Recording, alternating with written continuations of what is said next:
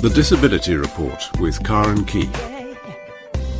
Well, when I was trying to decide how to introduce my next guest, there were just so many ways I could have introduced him. I couldn't quite make up my mind. So I decided to use what he's got on his email signature. And it says, Christopher Venter, adventurer, author, inspirational speaker, explorer, travel writer, storyteller, and totally blind. Well, his new book called How I Became the Blind Scooter Guy was recently released. And just to give you a bit of a background, he took a 32,000 kilometre, 8-month trip through 21 countries, all the way from Cape Town to Dublin, Ireland, on a little 150cc LML Vespa scooter with no support vehicle. And the expedition was a publicity stunt to raise awareness for a local children's hospital. But unfortunately, an illness contracted during the ride through Africa ultimately led to him losing his sight in 2014. He's on the line now to tell us more about his book. Chris, good evening. Welcome back to the show. Hi, Karen. How are you doing? I'm doing very well. Thank you. Rather exciting. Your book's out there now. At last. At great last. It's taken a while. It's such a process. People don't realize what goes into writing a book, but I assure you it's a lot more than just putting words to paper. So this is all about your trip, is it? That where you actually lost your sight on that trip? As well as what happened to me thereafter. So it originally was going to be the Cape Town to Dublin by scooter trip. And I thought that it was only right because of this pending sight loss and then the current situation to how I reinvented myself, how I became the blind scooter guy. Right, now people might think I was being a little bit irreverent by calling you that, but you call yourself that. Absolutely. I used to call people up and say, I was a vintage Vespa scooter collector and enthusiast for many years. I used to call people up and say, hi, it's Chris. And they would say, which Chris? Because of course Chris is a common name, like all the Mikes and Daves and etc. So I'd drop in, it's Chris the scooter guy, of which they immediately would recognize me and say, oh, Chris the scooter guy, yes, we know who we're talking to. And then after losing my sight, they started referring to me as Chris the blind guy. I was like, oh, damn, that's not good. That's not good enough. And one day somebody addressed me as, oh, the blind scooter guy. And the name stuck. And you like that. But I know your sense of humor. I mean, that would have just appealed to you, though. Well, it's just it's a unique little cheeky thing. So. So for those who aren't aware of what happened, you went off on this trip. You were going to do raising money for the Red Cross Children's Hospital. Correct, yes. Well, it was a publicity stunt to all different pediatric healthcare awareness campaigns. We went to all sorts of schools, children's homes, and services. For example, we did an awareness campaign with the Nelson Mandela Children's Hospital Trust in Johannesburg and with the Campbell Village in Botswana, etc., all the way through Africa. And the idea was for me personally, to create a story to write about. I'd long wanted to be a writer. Well, I'd always been a bit of a storyteller, but I'd long wanted to write. And I believe that if you want to write a really good story, you should live the story first, because then you can do it proper justice. And of course, I became quite ill in Africa. I had to fly home for medical treatment. The doctors pumped me full of vitamins and antibiotics and said, go and continue your trip. You're okay. And the rest of the team were a little further in Africa, so I couldn't join them there. So I flew to Europe and I jumped onto another scooter there and I traveled south and then joined them and turned around and completed the trip. And even though I missed the top corner of Africa, I ended up traveling more kilometers than the rest of the guys. So it wasn't as if I got much of a shortcut. But we finished at Our Lady's Children's Hospital, which is in Dublin, Ireland. And the entire time that I was traveling in Europe, my health was not quite right. I knew something was wrong. I felt very weak and very tired. But I thought it was just the exhaustion for being on the road for so many months, so many kilometers. And I thought I just needed a bit of time on the couch at home. I was very wrong. And when I get home, I rested, and I didn't get better. I got worse. And that's when the medical hot potato juggle happened, because, of course, doctors are like mechanics. It's a process of elimination, and they just eliminated everything they couldn't. So from every blood test under the sun, chest x-rays, MRI scans, lumbar puncture, you name it, they just couldn't figure it out. But, of course, they just didn't get an ophthalmologist to look through my eyes, because as soon as that happened, which was when my sight disappeared, they diagnosed what was wrong, quickly treated it, and started to put me back together. And then your life began again. In a totally new direction. I've always been thirsty for adventure. I've always looked for adventure. So now I have to look at this as the biggest adventure of my life. Because it hasn't slowed you down by all accounts. I will not let this beat me. By no means. I wanted to be a travel and adventure writer. I am. a travel and adventure writer. I just never thought that I'd become a blind travel and adventure writer. Well, so this book, I'm going to call it your first book. Your first book now is this, How I Became the Blind Scooter Guy. So it's the story of your trip. It's the story about what subsequently happened after the trip. Right. And it's out. People can get hold of it via your website. Am I correct? Via the website for South African orders, and international orders will be launched on Amazon within hopefully the next 48 to 72 hours. And guess what the website is? It's blindscooterguy.com. I mean, it has to be that. But now that's not the end of the story. You're going off again somewhere soon. Well, it's time to create the next story. Yeah, that's why I said this is the first book. So where are you off to now? So this is a bit of a tongue twister, so wait for it. I call it my multifaceted Mediterranean mobility meander. No, hang on. Let's see. Now that you have to say sort of when you're just woken up in the morning and your brain is still functioning fully. The multifaceted Mediterranean... Mobility meander. Oh, I was almost there. Mobility meander. Okay. So where does that take you? Well, I start in Sicily, and I travel all the way to southern France. So I'll be traveling cyclists from Sicily to southern France. I'll be traveling by any and every means and navigating entirely myself, with my wife joining me on this expedition, but only driving the little button on the camera.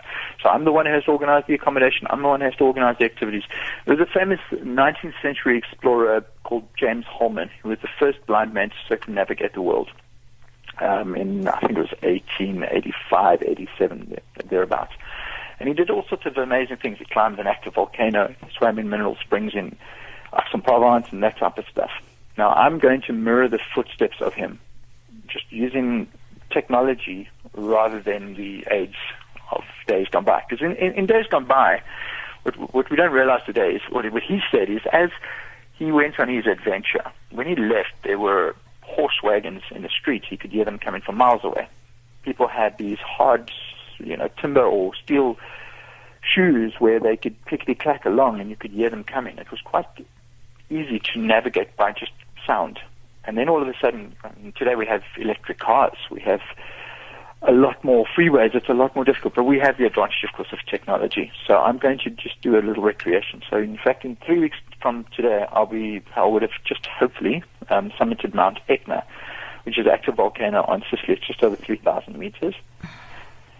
And then I take a horse cart ride across Sicily. I kayak along the Amalfi Coast. I sail over to Sardinia. I do all sorts of crazy things. I swim in the mineral springs in Aix-en-Provence. I do a couple of presentations, and I create the next story, Cyclists from Sicily to southern France. So it's the footsteps of where James Holman went on his first expedition. I spoke to somebody on my show a few months ago, somebody actually that you introduced me to, who I spoke to her about. People were asking, how do you travel and, in inverted commas, go sightseeing when you can't see anything? And she explained the whole thing about the other senses coming into play, and that she possibly experienced more than somebody who was just walking through and looking at something. She was feeling things and hearing things. There was just so much more to that experience, she told me.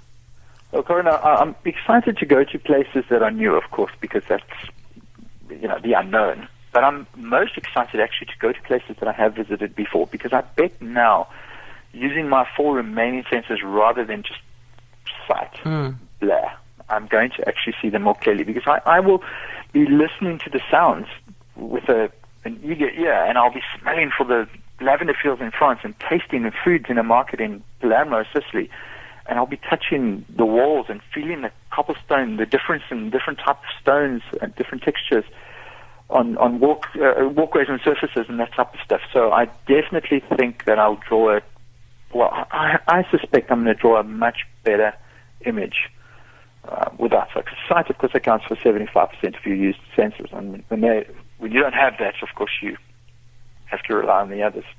That's what she was saying. But she was also saying that there were some places where she went into museums and she was allowed to touch things that nobody else was allowed to touch, because she was allowed to, that was her sense, was the touch. Other people could just look at it, and she said she actually had the most amazing experiences touching stones in museums and things that other people were just dying to touch but weren't allowed to. So, she said there was some... We call that long white cane our magic wand. Yeah, she said it was quite amazing. And she said, because people were saying to me, when I was telling them I was going to speaking to her about her travels, and they kept saying, well, why does she call it sightseeing? What is she seeing? And then she explained how she sees things, and it's quite remarkable. Sightseeing, when people write, they generally type sight wrong. They type S-I-G-H-T and Yes. it's actually S-I-T-E. Sightseeing, yes. So that doesn't mean, if I go sightseeing, it doesn't mean I need sight with my eyes to see it. So how long is this trip going to be now, Chris? How long are you away for? I leave in 3 weeks' time and I get back just before the middle of May, so it's 6.5 weeks. So how much of this is things you've seen before and new things? About 50-50. There are a lot of friends and people that I met on my scooter trip that we're going to do presentations with. I'm going to hand them a copy of my book and do a little talk at schools and things like that. And then a lot of totally unknown things. For example, I haven't been to Sardinia, the island of Sardinia, and why not? It'll make for a great story. I want to try to explore as many forms of mobility as possible, whether it be a horse cart, a scooter with a sidecar, a run, walk, planes, trains, hot air balloon, you name it. Wherever I can be moving, that's how I will create a story. I did mention in the very beginning on your email signature, one of the things is adventurer and explorer, and that's exactly what you're going to go and do over there. That's exactly it. I consider myself primarily to be a storyteller. Now, whether you are, whether you need to speak or whether you need to write your story, I mean, I've written for Explorers Connect, I've written for Traverse magazine, all sorts of things like that. I write very differently now, because now there's never a mention of, I looked over there and I saw the blue flower. Now I've got to explain what that flower smelled like, what the flowers, made me feel like, what the texture of the ground around that flower was like, what it's, explain a color without using sight. It's almost impossible, but you learn to. You explain the ocean in a different way, because when I go to the ocean, I don't just say, I stood there staring at the sea. I say that I listened to the waves pouring over the white sand. I heard the rocks roaring across as they ripped, and I smelt the rotting kelp on the shore, and then seagulls and suntan lotion, and a kid with his mom walking down, and then his ice cream cone fell, and then I heard a foghorn in the distance, or a boat went by. It's a totally different sensation, but it's not as if I don't draw an image. I certainly do. It's just maybe a very different one. Well, I'm listening to this and thinking, I'd like to read that and then go and experience it, because, I would have probably gone there and just looked at the water. Whereas now I'm going to think, well, maybe I should stand here and smell the kelp, or listen to the waves, or listen to the foghorn in the distance. And, things you possibly wouldn't have, you're hearing everything, but you're not actually taking notice of it. So on my trip, for example, when I'm in Catania versus Pisa versus Albi, it's taken three cities, for example, where there are church towers and bells, I bet you I'm going to be able to tell the difference in tone. And I bet you I'm going to be able to recognize, okay, that's definitely the bell that rings in the Pisa Tower, and that's definitely the bell that rings in Albi. I wouldn't have even considered that to be different. For me, it would have just been a bell ringing in the distance. The difference in accents, the different smells and flavors, the different, obviously in Sicily it's lemons and olives, whereas in France it's lavender and different stuff. French, obviously, it's chocolates. The taste of Italian gelato and lemon granata and things like that, and the foods.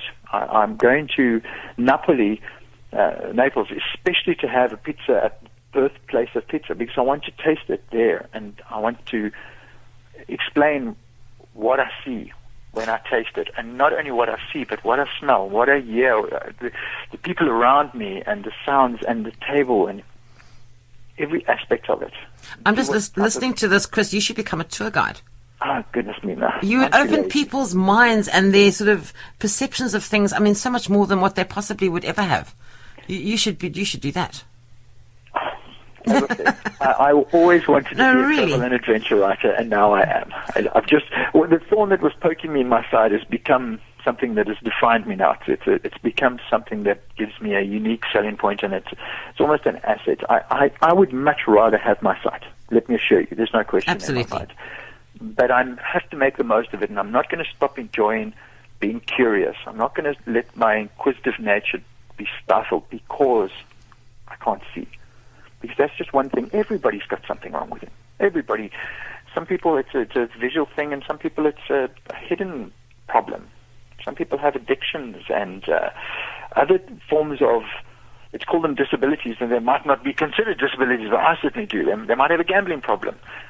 For me, I've got one thing wrong with me. My eyes don't work. My eyes don't see. But that doesn't mean that I cannot see. I mean, think of Helen Keller said, just because I don't have sight doesn't mean I don't have vision. Gosh, that's quite a powerful thing. She also said that life is either a great adventure or nothing. I think you've taken up the first part of that. Life is a great adventure. It has to be. It has to be. Chris, so many blind people sit at home. You know, I hear posts, I read posts on these social media sites where they say, I did so well today. I made a toasted sandwich on my own. I'm like, guess what? I made Ferrero Rocher cupcakes. You can do anything. That's amazing. Just try it. You have not failed until you stop trying. Make a mess. Just do anything. I've built a garden cottage. I've traveled. You can do anything. You just have to have a positive attitude. And a lot of it comes to the support. I'm very lucky. I've had good support. But most importantly, you know, when I lay in the hospital bed and the doctor said, oh, well, you're going to have to be here for another week or two, I said to him, send me home, buddy. I'll bounce off the walls. I'll figure it out. I am going right now. And he said, are you sure? And I said, yes, I'm going right now, today. Sign the paper. Otherwise, I'm going without you signing it. You just have one thing taken away from you. Don't allow that one thing to rot the rest of you like a bag of potatoes with one bad potato, and because of that, you end up on the couch. Could I just say to close, Chris, every time I speak to you, you inspire me. So thank you for doing that again tonight. And enjoy your trip. It sounds fabulous. And I was hoping you'd have some space in the suitcase. I was going to pop in there and just tag along. It sounds amazing. Enjoy and have a great time. And we look forward to book number 2. Thank you, Corinne. Thank you very much. Thanks so much. Thanks. That's the blind scooter guy, as he likes to call himself, Christopher Fenter, and his new book is called How I Became the Blind Scooter Guy. If you'd like to find out more, or you'd like to buy your own copy, you can go to his website. It's blindscooterguy.com.